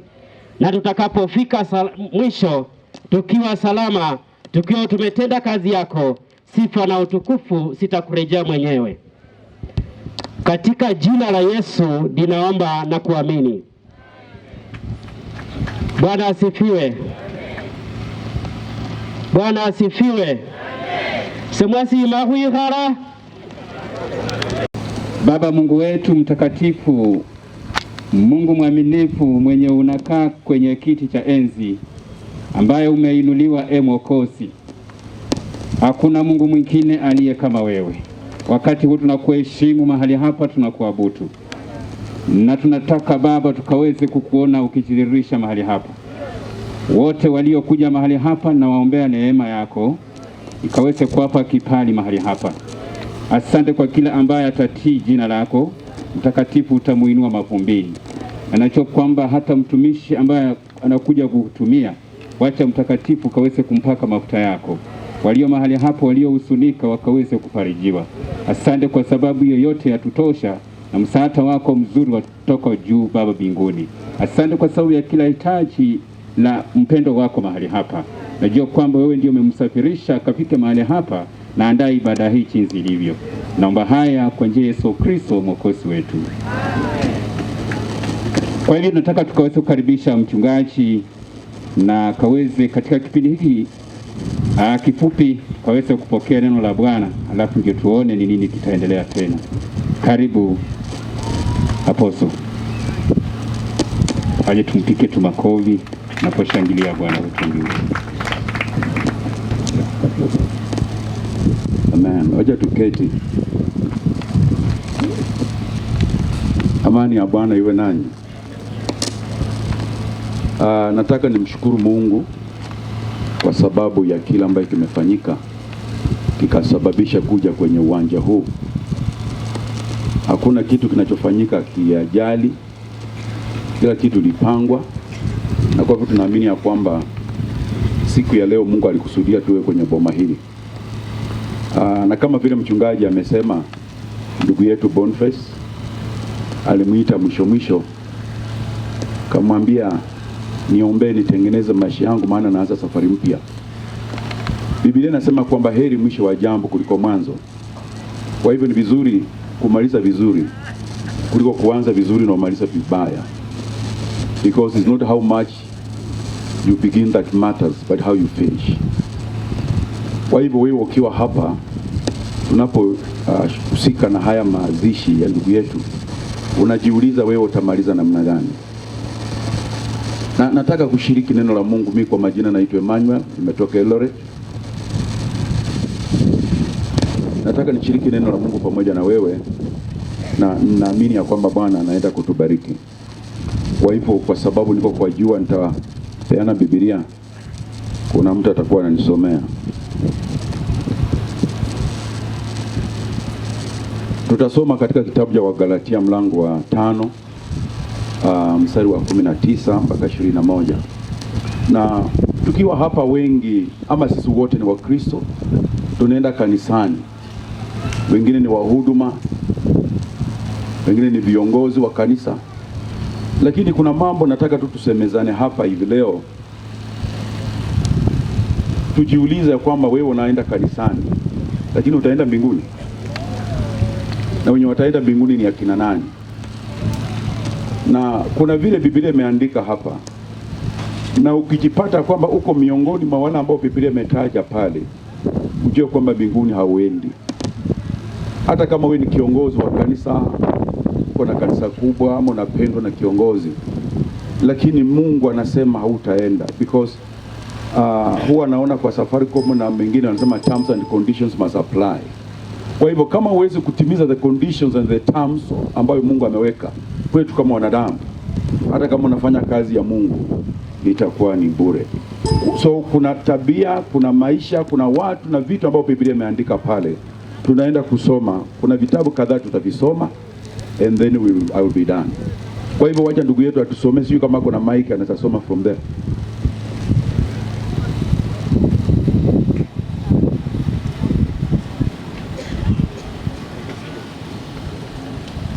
Sawa, wacha asome kwa hili. Wagalatia 5:19 hadi 21. Biblia inanena hivi: basi matendo ya mwili ni dhahiri, ndiyo haya: uasherati, uchafu, ufisadi, ibada ya sanamu, uchawi, uadui, ugomvi, wivu, hasira, vitina, faraga, uzushi, usuda, ulevi, ulafi na mambo yanayofanana na hayo. Katika hayo nawaambia mapema, kama nilivyokwisha kuambia, ya kwamba watu watendao mambo ya jinsi hiyo hawataurithi ufalme wa Mungu. Acha Mungu alibariki andiko. Biblia imesema, imeanza kutaja matendo ya mwili, na mwisho akamaliza Paulo akasema kwamba ninawaambia ama ninawaonya kama nilivyowaonya mapema, ya kwamba watu watendao mambo ya jinsi hii hawataurithi ufalme wa mbinguni. Biblia imeanza kusema uasherati. Tunaishi katika enzi ambayo tumekubaliana na dhambi hata kanisani, kwa sababu kama wachungaji ama kama mitume na maaskofu tunataka washirika, na wengine tunaenda kanisani tunatoa vizuri, lakini maisha tunayoyaishi hayampendezi Mungu. Siku hizi watu hawasemi usherati, ni Biblia ndiyo imesema, lakini watu wanasema ni mpango wa kando, yani they soften it up. Na wengine hawasemi mpango wa kando, wanasema wako na sponsor, yani isionekane mbaya. Na siku hizi hata si sponsor, wanasema nyumba nimeachia caretaker. Sasa we uwe na sponsor, uwe na mpango wa kando, ama uwe ni caretaker na unaenda mbinguni, uamini unaenda kanisani, Biblia inasema hauendi mbinguni, kwa sababu ni matendo ambayo Mungu anakataa.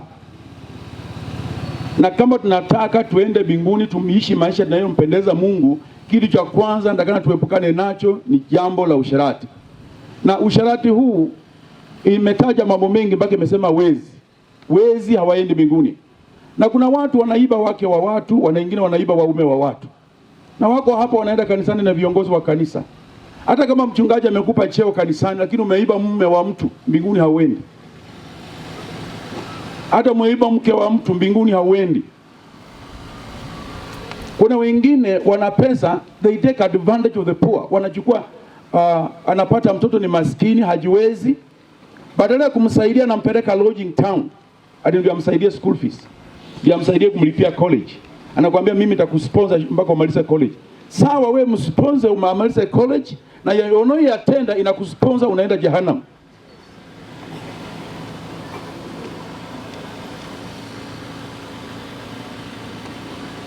Na unajua watu wanajikinga. Unajua mimi nimeitwa kuhubiri na nahubiri with no apologies. Kama vile tuko na waziri wa serikali ya Uhuru, mimi ni waziri wa injili katika serikali ya mtukufu Yesu. Kwa hivyo nanena ambayo serikali yangu inasema. Tunajua kujikinga. Hata serikali ya Kenya inatangaza watu wanunue condoms, mipira, wazuie ukimwi, wazuie ugonjwa wa zinaa, wazuie mimba. Lakini kama mtu wa Mungu niko hapa kuambia, kondom itazuia mimba, itazuia ugonjwa wa zinaa, izuie ukimwi, lakini haitazuia hukumu ya Mungu. Uipende hiyo ama usiipende, is the naked truth. Unasema sitaki baba ajue, sitaki mume wangu ajue, lakini Mungu aonaye sirini. Biblia inasema kwamba mbele ya Mungu hakuna usiku wala mchana. Everything is naked before God. Hata ukienda ufanyie Nairobi, ufanyie Mombasa, ufanyie Uganda, Kampala, macho ya Mungu ni makali, yanakuona asirini. Paulo akasema kwamba niende wapi nijifiche na uso wa Bwana? Nikienda huko chini ya dunia, yeye anafika huko. Nikipanda juu mbinguni, huko ndio kiti chake cha enzi na macho yake na makali. Na kuna mahali maandiko yanasema kwamba heri wafu wafao katika Bwana, maana matendo yao inawafuata. Ni kumaanisha kwamba wewe ukiyatenda hayo yote baada ya kufa, matendo uliyoyatenda hapa duniani inakufuata. Kuna wengine wamesumbua watu, ni wachawi, wanakimbia kwa milango za watu, wanaiba vitu za watu. Akifa tunasema amepumzika. Huyu anapumzika nini? Hiyo just the beginning of ya mateso, kwa sababu matendo ya mtu inamfuata. Nashukuru kwa sababu ya viongozi wa serikali hapo wamesema ndugu yetu alikuwa anasaidia kuzima moto, na ameenda huko, kama kuna kuzima moto atapewa dereva huko. Ile moto ya huko ndugu yangu ile moto ya huko is fire with the brimstone, inayeyusha even the hardest stone. Na Biblia inasema kwamba haizimiki. Iko mwingine, unajua kuna vizingine unasema, mwingine anasema tukifika mbinguni aya atakunywa busa mingi, akifika mbinguni akocholee ile moto izime. Hiyo ni hapa tu tunajitia, is just amusing each other. Lakini moto wa umilele huwa usimwi na chochote. Ukitaka kuavoid moto wa umilele, tengeneza maisha yako ukiwa hai. Ukishalala kama vile ndugu yetu Boniface amelala, tukikuombea maombi yoyote yale haibadilishi where you go. Unatengeneza hatima yako ukiwa hai. Ukishakufa hakuna father, hakuna padri, hakuna bishop, hakuna apostle anaweza ombea mtu mwenye amekufa abadilishe hatima yake. Tengeneza maisha yako ukiwa hai. Kwa hivyo Mungu anataka tuishi maisha matakatifu. Ndio unaona Paulo akisema kuomba matendo haya Mungu anatuonya tuyaache. Na Biblia ikasema na walevi, najua sisi sio mimi nimesema, lakini Biblia inasema hapa ya kwamba walevi hawataenda mbinguni. Kwa hivyo haijalishi unakunywa kidogo ama unakunywa sana, maana Biblia inasema kwamba amelaaniwa na anayempa jirani wake kileo. Kwa hivyo kama wewe uko hapo unatengeneza pombe, Biblia inasema umelaaniwa. Na si wewe tu, wewe na uzao wako. Unajua ni kwa nini? Kwa sababu mtu anafanya kibarua, anaenda mahali anakunywa, analewa, anapokunywa pesa zake. Na mke wake nyumbani na watoto wanateseka, wanalala njaa. Machozi ya yule mama haiendi bure. Maana Mungu husanya machozi ya waja wake. Watoto wake wanapoteseka wanakaa kama mayatima ilhali wana baba yao. ambaye anapotelea kule kwa kituo cha Mama Bima, mbinguni huingii. Biblia ikasema kwamba na wezi hawaendi mbinguni. Tunaweza cushion up. Mwingine anasema huwa aibi, anachukua tu ya kitu cha mtu bila kumwambia. Anasema huwa aibi. Whichever form, Biblia inasema kwamba wewe ukiwa mwizi hauendi mbinguni. Na kuna wezi wengine ambao huwa tujui kwamba ni wezi. Biblia inasema katika Malaki ya kwamba mmelaaniwa na laana hii taifa lote, hata mpaka tangu siku za baba zenu, maana mmeniibia. Kama unaenda kanisani na utoi fungu la 10, wewe ni mwizi. Wewe sawa na mwizi wa ng'ombe. Wewe sawa na mwizi ujambazi mwenye anavunja banki. Mnafanana. Na kama mtu amelaaniwa hakuna vile ataingia katika ufalme wa mbinguni. So tengeneza maisha yako ukiwa hai hapa. Kama unaweza enda kwa shamba la jirani uibe usiku, hajakuona lakini Mungu anakuona. Kuna hadithi moja kwamba mzee mmoja akaenda kwa shamba la mtu na kijana yake wanaenda kuiba mahindi. Mzee kufika kwa shamba anainama. Huwa nashangaa kwa nini mtu anainama lakini hapa juu hakuna ukuta. Anaangalia kando kando, anaambia kijana ukimwona mtu niambie. Lakini uzuri kijana alikuwa anaenda Sunday school. Kidogo baba akiwa kwa shamba la mahindi, kijana kapiga nduru.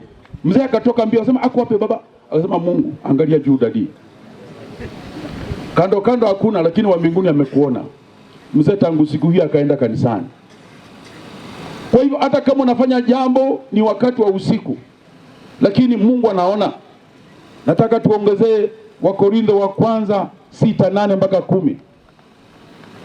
Wakorintho wa kwanza 6 mlango wa 6 mstari wa 8 hadi 10.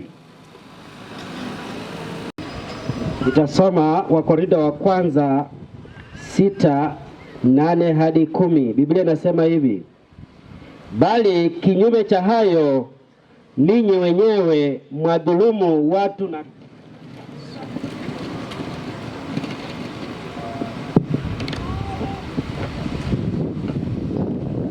Nitarudia 8.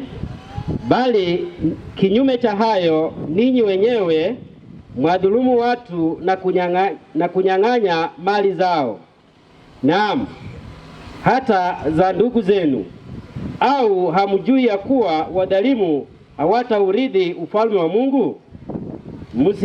Msidanganyike, waasharati hawataurithi ufalme wa Mungu, wala waabudu sanamu, wala wazinzi, wala wafiraji, wala walawiti, wala wevi, wala watamanio, wala walevi, wala watukanaji, wala wanyang'anyi. Na baadhi yenu, amen. Mungu abariki andiko. Biblia inaendelea kutaja ya kwamba watu wanaotenda mambo kama haya hawataenda mbinguni. Imeguzia mambo ya unyang'anyi. Afrika tuna shida, especially wakati mzee anapokufa hivi, wajane wengi wanapitia dhuluma. Unaona ndugu ya marehemu anaamka, anaingia kwa nyumba, anachukua kile anachotaka. Anaambia mke wa marehemu kwamba wewe hukuja na shamba, hukuja na kitu hapa. Anachukua kiti, anachukua nini, anaharibu vitu vya marehemu. Mimi mamangu alipokufa mwaka wa 76, nakumbuka mjomba wangu, na huenda pengine yuko hapa ama jamaa yake yuko hapa. I have no apologies sir. Alikuja na kavunja mtungi na viti na karibu akapiga akili, akasema wameua msichana wetu. Na mimi nilikuwa around 8 years. Na tangu 1976 sijawahi ona huyo mjomba. Nataka nikutana yeye nimuulize mjomba. Ware ningilie maikate heranga moma nzuri bafu. Shirikisha na watu wako. Watu hawa Bwana nimelinena kwao. Ndani ya mioyo yao wamelikubali kulipokea. Bwana mtakatifu, tunajua kwamba tumeishi maisha ambayo ni kasoro, haijakupendeza. Na tumesikia neno lako Bwana, ya kwamba watu wanaotenda matendo kama hayo Bwana hawataenda mbinguni. Siku ya leo tunaungama dhambi zetu. Tunaachana na usherati, tunaachana na ulevi, tunaachana na uchawi na uganga, tunaachana na hasira na wivu, tunaachana Bwana na kila tabia yote ambayo haikupendezi. Tusamee Bwana, ututakaze. Na siku ya leo uandike majina yetu kwenye kitabu cha uzima, ili parapanda itakapolia Bwana tukaweze kurithi uzima wa milele. Wabariki Bwana, bariki maisha yao. Naomba Bwana, kuna watu hapa wako na mahitaji.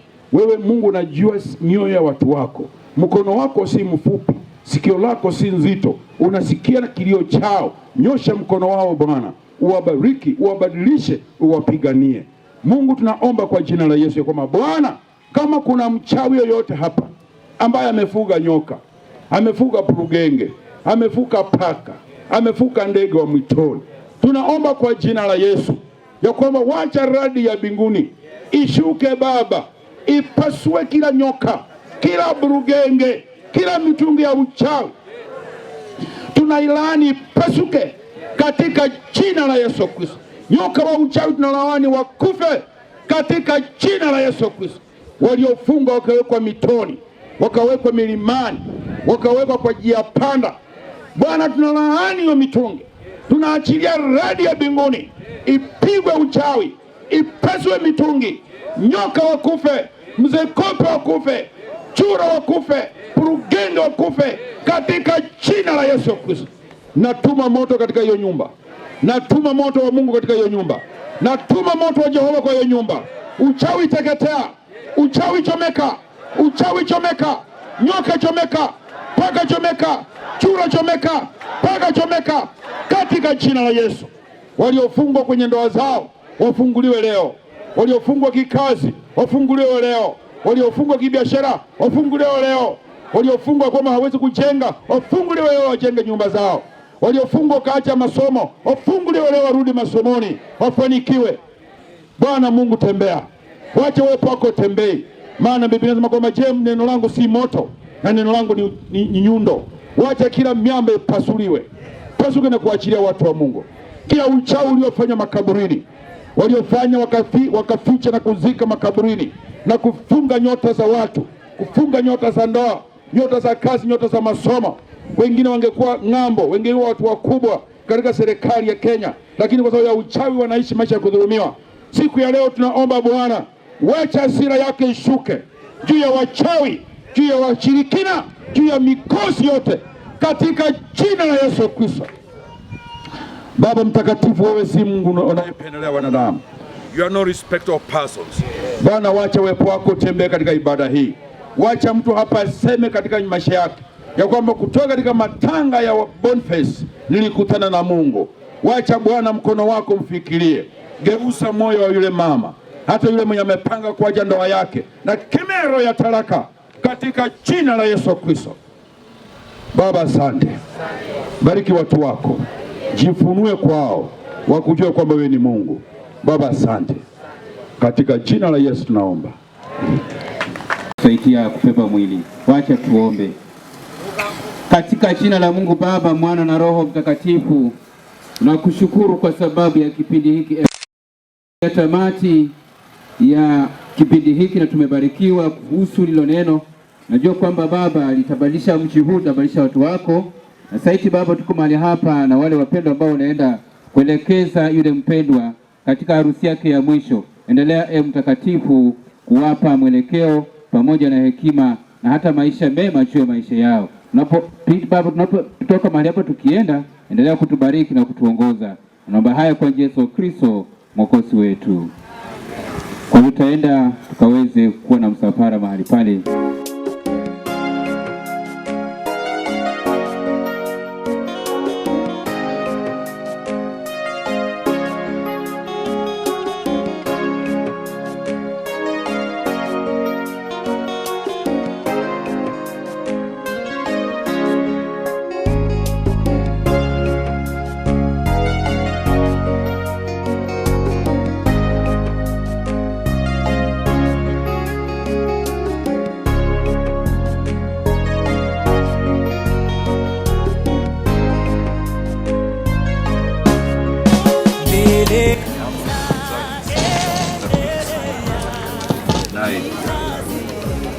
Yeye hujanua kama vile kisha kimbia kama kivuli wala hakai. Baba Mwenyezi, Mungu wa mbingu na nchi, tazama tunaenda kuweka mpendwa na siku zake chache hivyo Baba zimetimia, wakati tunapomweka mahali pake katika mpaka siku ya mwisho mbele tutakapolia Baba kaweze kumchukua. Tunasema asante Baba kwa Yesu Kristo Mwokozi wa neema.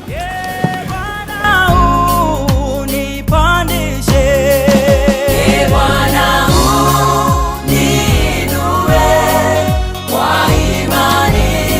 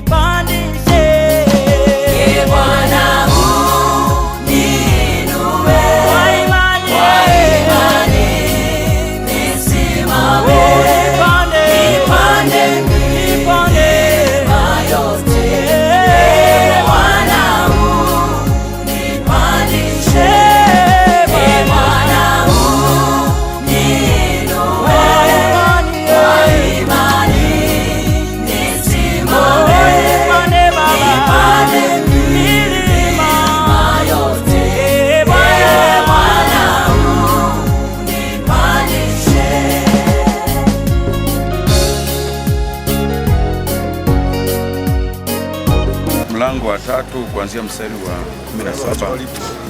Akamwambia Adamu, kwa kuwa umesikiliza sauti ya mke wako, ukala matunda ya mti ambao unalikuagiza ukisema usiale, ardhi imelaaniwa kwa ajili yako, uchungu utakula mazao yake siku zote za maisha yako, chongoma na miiba itakuzalia, nawe utakula mboga za kondeni.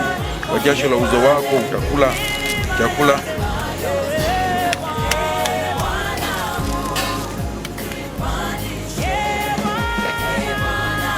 jasho la uso wako utakula chakula hata utakapoirudia ardhi ambayo katika hiyo ulitwaliwa, kwa maana mavumbi wewe, nawe mavumbini utarudi. Tunaomba hayo kwa njia ya Yesu Kristo Mwokozi wetu. Amina.